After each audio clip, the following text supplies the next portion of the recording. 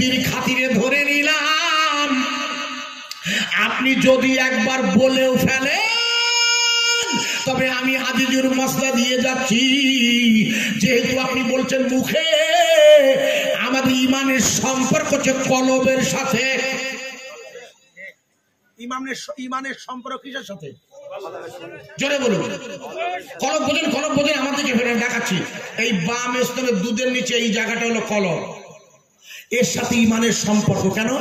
ওই লাহে মাহফুজ থেকে কোরআন আল্লাহর নবীর কলবে এসেছিল সিনায়, যার আর এক নাম সাদা। ভালো করে ওয়াজ বুঝবেন, তাহলে মুশকিলে পড়ে যাব। কোরআন ওখানে এসেছে, লাহে মাহফুজে রেখেছেন আল্লাহ, ওখান থেকে আসছে এখানে, মানে দুনিয়ায়। ভালো করে বুঝবেন, আশা করা যায় মাথা ঢুকবে। আল্লাহর হাবিব বললে ভালো করে শুনে নিন, আমার আল্লাহর এই জুতি, ভাই জুতো হাতে আছে তো? হ্যাঁ, হারিয়ে যাবে, জুতোটা ঠিক রাখুন। হাসছেন কেন? আল্লাহ আমার জুতো নিয়ে গেছে, লোকের কথা বলছি। আমার আমার আমার একটা নিয়ে গেছে, একটা রেখেছে, দুটো দুরকম। আমি বাড়িয়ে যান নিয়ে বলছে আব্বু, ভাত দিকে ফিরে দেখে দুটো দুরকম। কি ফেরা বলুন তো, আল্লাহর কসম বলছি এটা হয়। তাই আমি যেখানে যাই আগে জুতোটা আপনাদের সাবধানে রাখতে পারি, কেন জুতো গেলে বিপদ খুব। তখন আমি চোর বলবেন, বলো খালি পায়ে ছাড়া চোর, হাসবেন না। এই জন্য আপনাকে বললাম, রাগ করেন তো ভাইয়া। দোস্ত, যে জায়গায় রাখছিলাম ভালো করে বুঝবেন। তাহলে কি বলছিলাম মনে করে দেখুন, একটা না 12,000 বছর আলহামদুলিল্লাহ আলহামদুলিল্লাহ বলে নূর মুবারকটা আমার আল্লাহর ইচ্ছা হলো ওই নূর মুবারকটাকে সর্বপ্রথমে আল্লাহ 4 ভাগে ভাগ করলে। এই 4 ভাগের প্রথম ভাগে আল্লাহ কলম বানালেন। কলম কলম মানে, কলম মানে পেন না পাগলা, শুধু কলম মানে হলো আমার তাকদীর। আমার জন্মানোর 50,000 বছর আগে আমার আল্লাহ লিখে দিয়েছে 1428 সাল বাংলা পৌষ মাসের 8 তারিখে আজিজুর ওই হরিদ্রাপতা গ্রামে যাবে। ওর কিছু খাবার রুজি রেখেছি আল্লাহ, আমার আল্লাহ রুজি রেখেছে, কলম দিয়ে আমার নসিবে লিখে দিয়েছে। তাই আমি আপনাদের গ্রামে এসেছি। তাই ইমানদারেরা সর্বপ্রথম বিশ্বাস করবে তার তাকদীরে। তাকদীর মানে হলো ভাগ্য। ইদানিং তো ডিয়ার লটারির টিকিট নাকি ভাগ্য পাল্টাত। ডিয়ার লটারি কি লটারি? Dear lottery. ও ভাই ও ভাই ও ভাই, ডিয়ার লটারির টিকিট আমাদের ভাগ্য পাল্টাবে। যে বিক্রি করতেছে আগে ওর গালে গাটা থাপ্পড় মারতে হবে। যদি আমার মারলে কেন? বলে কেন তুমি লোকের বড় লোক করতেছো, আগে তুমি বড় লোক হও দেখি। আরে কথা বুঝতে পারেন না? খবরদার ও তালে যাবেন না। আল্লাহ যদি আপনার নসিবে বড় লোক রাখে আব্বা, তা আপনি বড় লোক হবেন, মানে হবে না। আরে ভাই কথা বোঝা যাচ্ছে? 1 নম্বরে আল্লাহ বানালে কলম, এবার 2 নম্বরে ওই নূরের 2য় ভাগে আল্লাহ বানালেন লহে মাহফুজ। বোঝা যাচ্ছে ভাইয়া? তাহলে আল্লাহ তার নবীর নূর মুবারকের প্রথম ভাগে আল্লাহ বানালেন কলম, 2য় ভাগে হলো লহে মাহফুজ। তাই ওই লহে মাহফুজে সংরক্ষিত কোরআন 22 বছর 6 মাস 14 দিন অথবা 22 বছর 8 মাস 23 দিন ধরে আল্লাহর নবীর সিনায় জিবরাইল আমিনের দ্বারা আয়াত হিসাবে আল্লাহর তরফ থেকে এসেছে। সুতরাং পৃথিবীর কোন শক্তি মুমিনের সিনায় থাকা আল্লাহর কুরআন নষ্ট করতে পারে না। আপনাকে জিজ্ঞেস করছি, আপনার তো মুখে দাঁড়িয়ে নেই, রাগ করবেন না? রাগ করবেন না তো? আপনাকে আমি জিজ্ঞেস করছি, আপনি কি হাফেজ? এই আপনি হাফেজ? আপনি হাফেজ না? আমি বলছি আপনি হাফেজ। আমি প্রমাণ করে দিচ্ছি। আপনারা এখানে যারা বসে আছেন, আমি আপনার নাম কি ভাই? বলুন না, বসে বলুন না। মোহাম্মদ সাগর ভাই।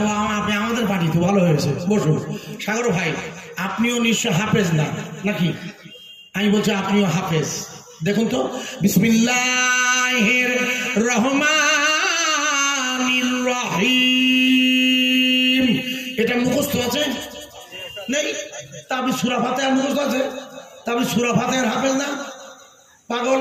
আপনাদের মসজিদে ইমাম সাহেব যিনি তারাবি পড়ান, উনি 30 পারা হাফেজ। ওনার অসুবিধা আছে। কি অসুবিধা? ওই হাফেজ হওয়ার পর, মুখস্থ করার পর যদি ভুলে যায়, আল্লাহ ওনাকে পাকড়াও করবে। আর আপনি তো 3টে সূরার হাফেজ, আপনার বিপদ নেই। তো ওই সূরা 3টে আছে কোথায়? বিসমিল্লাহির রহমানির রহিম আছে কোথায়? আছে আপনার কলবে এখানে। এই পাগল, এখানে আছে বলে এখানে আসে, বোঝাচ্ছে? হ্যাঁ না বলুন। এইখানে আছে বলে এইখানে আসে। তাই আপনারা মুনাজাত করেন। কি মুনাজাত? রব্বানা লা তুযিগ কুলুবানা বা'দা ইয হাদাইতানা ওয়া হাব লানা মিন লাদুনকা রাহমা। আমি আর লম্বা করছি না, এই মুনাজাতটা ইমাম সাহেব করে না। এর বাংলা মানে কি? রব্বানা লা তুযিগ কুলুবানা বা'দা ইয হাদাইতানা। এর বাংলা মানে হলো, গো আমার আল্লাহ, আপনি আমার কলবটাকে হেদায়েতের পরে যেন বাঁকা করে দেবেন না। এর বাংলা মানে, এই আয়াতের মুনাজাতের বাংলা মানে হলো, ও আমার আল্লাহ, আপনি আমাকে হেদায়েতের পরে আমার কলব যেন বাঁকা করে দেবেন না। তার মানে হেদায়েত লাভ করে কলব। ভালো করে বুঝবেন, আমার কথা নাই তো, কুরআনের ভাষা। খতামাল্লাহু আলা কুলুবিহিম, আমি ওদের কলবে মোহর মেরে দিয়েছি, তাই ওখানে ঈমান ঢোকে নাই। কথা বুঝবেন ভালো করে। আমি উদাহরণ দিচ্ছি ছোট করে করে। ভাই আমার কথা বোঝা যাচ্ছে কি? আমার কথা কি বোঝা যাচ্ছে? তাহলে একটা উদাহরণ দেই। প্রথম নামটা আপনাকে বলি, বোঝানো যাবে উদাহরণ দিলে। নিশ্চয়ই সবাই এর নাম জানেন, আশা করছি। মনে করে দেখুন, এখান থেকে দিন 7 আগে কি 6 দিন আমাদের প্রধানমন্ত্রী, মনে করে দেখুন, জায়গাটার নাম কাশী বিশ্বনাথ মন্দির। ওই মন্দিরের দ্বারোদ্ঘাটন করতে এসে ভারতবর্ষের সেরা মুসলমান সম্রাট বাদশাহ আলমগীর ওরফে ঔরঙ্গজেব, অর্থাৎ বাদশাহ ঔরঙ্গজেবের নাম ধরে উনি খুব বিদ্বেষমূলক বক্তৃতা করেছিল। মনে করে দেখুন, 2022-এ বিধানসভার ভোট হবে উত্তরপ্রদেশে। এই কারণে উনি ওখানে দাঁড়িয়ে বলেছিলেন, মনে করে দেখো, জহিরুদ্দিন মোহাম্মদ বাবর যেমন মসজিদে বাবরি নাকি করেছে রাম মন্দিরের জায়গায়, ভারতবর্ষের জমিনে বাদশাহ আলমগীর রাহমাতুল্লাহ আলাইহি উনি নাকি মন্দির ভেঙে মসজিদ বানিয়েছিল। আমার কথা বোঝা যাচ্ছে কি? ভালো করে শুনবেন খুব মন দিয়ে। আমার প্রিয় ভাই সব, আমার বন্ধুরা, আমি আপনাদের বোঝানোর জন্য রাখছি, বাদশাহ আলমগীর ঐতিহাসিকদের এর নাম দিয়েছে ঔরঙ্গজেব। কি নাম? ঔরঙ্গজেব মানে হাতি। এটা ইংরেজদের দেওয়া, ওনার আব্বা দেননি। ওনার আব্বার নাম কি? ওনার আব্বার নাম বাদশাহ শাহজাহান রহমাতুল্লাহ আলাইহি। ইনি দিল্লির বাদশাহ, তৈরি করেছেন দিল্লির জামে মসজিদ। ইতিহাস জানা আছে কিনা জানি না। দিল্লির জামে মসজিদ নিশ্চয়ই জানেন, যেটা একটা ঐতিহাসিক দ্রষ্টব্য। কিন্তু দুর্ভাগ্য, এই সরকারের আমলে ভালোভাবে ওয়াকফের টাকা এবং মসজিদের যে হেরিটেজ ফান্ড টাকা না আসার কারণে এই মসজিদ ক্ষতিগ্রস্ত হয়ে যাচ্ছে। অথচ বাদশাহ শাহজাহান রহমাতুল্লাহ আলাইহি এই মসজিদটি বানিয়েছিলেন। আপনাদের ইতিহাস জানা আছে, আমি লম্বা করছি না। এই বাদশাহ শাহজাহানের তৃতীয় ছেলের নাম হলো বাদশাহ আলমগীর। ইনি কুরআন শরীফ হাতে লিখে আর টুপি সেলাই করে করে সংসার চালাতেন। ইতিহাস খুলে দেখবেন, কুরআন শরীফ লিখতেন নিজের হাতে। আমি দেখেছি, সে আমার কাছে কালিওগ্রাফি আছে ওনার, অর্থাৎ উনি নিজে কোরআন শরীফ লিখেছেন, সেইটা বিক্রি করতেন, করে যা পয়সা হতেন তাই উনি খাওয়া দাওয়া করতেন। রাজকোষের পয়সা নিতেন না। লিখে নেন, ইতিহাস খুলে দেখবেন। এসে গেল বলে একটু বলে দিয়ে যাই, সেদিন ছিল ঈদ উল ফিতরের রাত। কিসের রাত? ঈদ উল ফিতরের রাত, মানে যে রাত 5টি দোয়া কবুল হয়, তার মধ্যে একটি ঈদ উল ফিতর, একটি ঈদ উল আদহা, একটি হচ্ছে লাইলাতুল কদর। আপনাদের জানা আছে। এই ঈদ উল ফিতরের রাতে বাদশাহ আলমগীর রহমাতুল্লাহ আলাইহি কোরআন শরীফ লিখছেন।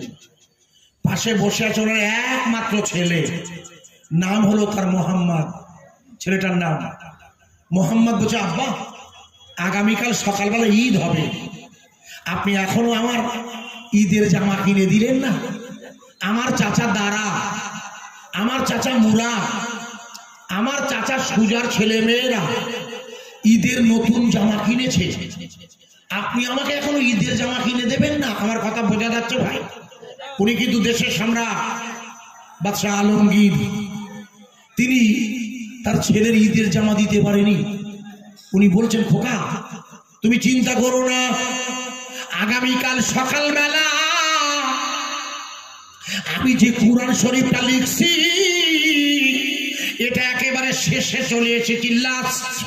আমি এই কোরআন শরীফটার শেষাংশটা অর্থাৎ এই শেষ করে দিয়ে আগামীকাল সকালবেলা দিল্লির মিনা বাজারে এই কুরআনুল কারীমটা বিক্রি করে আমি তোমাদের ঈদের জামা কিনে দেবো বাবা। ইতিহাস খুলে দেখবে, গভীর রাত বাদশাহ আলমগীর কুরআন লিখছে, হঠাৎ একটা মেয়ের কণ্ঠস্বর, বাদশাহ আলমগীর আপনি কোথায় আছেন বাদশাহ? আমি বড় বিপদাপন্ন, আপনি যেখানে আছেন তাড়াতাড়ি বাইরে আসুন। উনি কোরআন শরীফ লিখছিলেন। কোরআন লেখা বন্ধ করে উনি চিন্তা করছেন, আমি এই কোরআনটা লেখার শেষ করব না যাব। মেয়েটির মুখ দিয়ে এবার আওয়াজ বার হচ্ছে, বাদশাহ আপনি যদি দ্রুত আমার সাথে সাক্ষাৎ না করেন আমি খুব বিপদের মধ্যে। কিয়ামতের মাঠে আশা করা যায় আপনার বিরুদ্ধে অভিযোগ করা হবে। যে উনি বললে কিয়ামতের মাঠে মানে আগামী দিন যেখানে আমাদের সকলকে উঠতে হবে, মালিক ইয়াউমিদ্দিন, যেদিনকার বাদশাহ হবে আল্লাহ আর কেউ নয়, যার সামনে আমাদের হরিদ্রপতা তথা গোটা নদিয়া জেলা, উত্তর 24 পরগনা যাই বলুন, সব ভাইকে উঠতে হবে যে মালিকের কাছে। বলে এই মালিকের কাছে আপনার বিরুদ্ধে অভিযোগ করব। উনি তাড়াতাড়ি কোরআন লেখা ছেড়ে বাইরে বেরিয়েছেন। এসে দেখে ঘোড়ার পেটে মেয়ে দাঁড়িয়ে আছে। মেয়েটা চুল আলু থালু, অর্থাৎ চুল হলো ছেড়ে দেওয়া, পোশাক অবিন্যস্ত, চেহারায় ক্লান্তি সাফ। জিজ্ঞেস তুমি কে মা? বলছে আমি হলাম আপনার হিন্দু প্রজা। বলছে এত রাতে তুমি আমার কাছে এসেছো কেন মা? বলে আমার বাড়ি হলো পাঞ্জাবে, আমার বাড়ি হলো পাঞ্জাবে, আমার বাবার নাম হচ্ছে লালারাম, এটি মন্দিরের পুরোহিত। আপনার দরবারে এসেছি এই জন্যে যেহেতু আপনার সেনাপতি আমাকে জোর করে বিয়ে করতে চায়। বলে সে কি? আমার তো 3 জন সেনাপতি, বাদশাহ আলমগীরের 3 জন সেনাপতি ছিল, লিখে নেন। 2 জন হচ্ছে হিন্দু, একজনের নাম যশবন্ত সিং, একজনের নাম জয় সিং। ভালো করে বুঝবেন, যে দেশের সেনাবাহিনীর প্রধান হিন্দু, বাদশাহ মুসলমান, তাহলে ইনি কত বড় উঁচু মার্গের আল্লাহওয়ালা যে ওনার সেনাবাহিনীর প্রধান করে দিয়েছেন হিন্দুকে। অথচ আজ আমাদের বিরুদ্ধে অভিযোগ যে মুসলিমরা ভারতবর্ষে শাসন করেছে, মন্দির ভেঙে মসজিদ বানিয়েছে। একেবারে টাটকা মিথ্যে কথা, এটা একটা পরিকল্পিত মিথ্যা স্লোগান। আমি আপনাদের কাছে বোঝানোর জন্য যতটা পারি আমার ছোট্ট জ্ঞান, আল্লাহ তাবারাক তাআলা, আল্লাহ আমার যে জ্ঞান দিয়েছে, বাদশাহ আলমগীর বলে আমার তো দুজন সেনাপতি, যশবন্ত সিং আর জয় সিং। বলে হ্যাঁ, আপনার মুসলমান সেনাপতি আমায় বিয়ে করতে চায়। বলে মুসলমান সেনাপতি? বলে হ্যাঁ। বলে ঠিকই আছে, তুমি যাও। মেয়েটা চলে গেল। ইতিহাস খুলে দেখবেন, বাদশাহ আলমগীর রহমতুল্লাহ মোহাম্মদকে কোলের কাছে ডেকেছেন, ডেকে বলছে বাবা, এবার তোমার ঈদের জামা হবে না, আমি এবার তোমার ঈদের জামা দিতে পারবো না। ছেলেটা বলছে আব্বা, আপনি আমার ঈদের জামা না দেন না দেন, কিন্তু আমার হিন্দু বোনটার ইজ্জত যেন নষ্ট না হয়। একবার জোরে বলবেন। বাদশাহ আলমগীর দিল্লির জামে মসজিদে এসেছেন। ইতিহাস খুলে দেখবে, ওই জামে মসজিদে এসে রাতের বেলা উনি ওনার তাহাজ্জুদের নফল নামাজ আদায় করে উনি বাদশাহ আলমগীর মোহাম্মদকে বলে আব্বা, আমি চলে যাচ্ছি, আগামীকাল ঈদ হবে, তোমার এবছর জামা দিতে পারলাম না। উনি ঘোড়ার পিঠে যাওয়ার আগে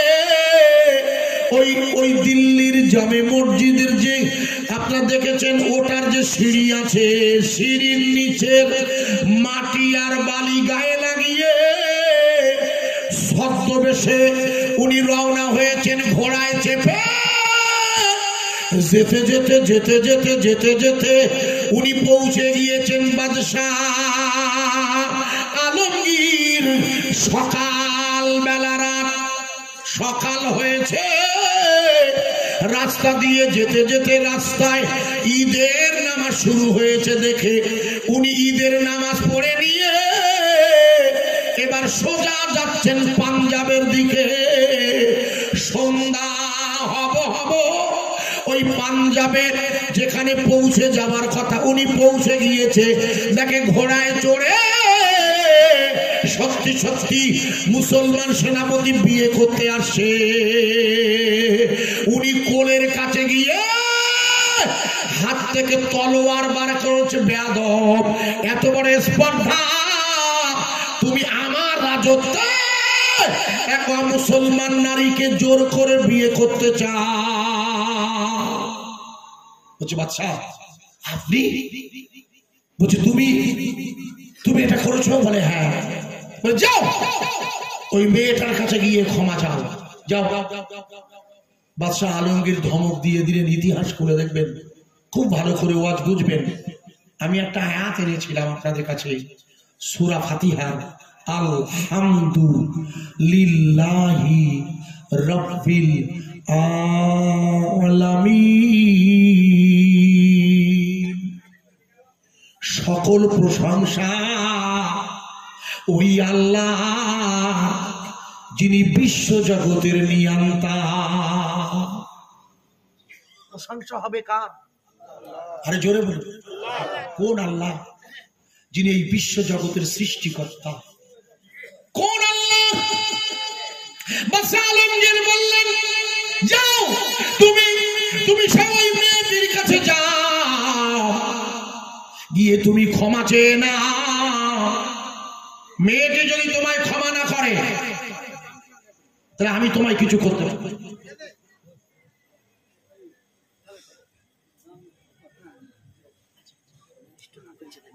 আচ্ছা আচ্ছা,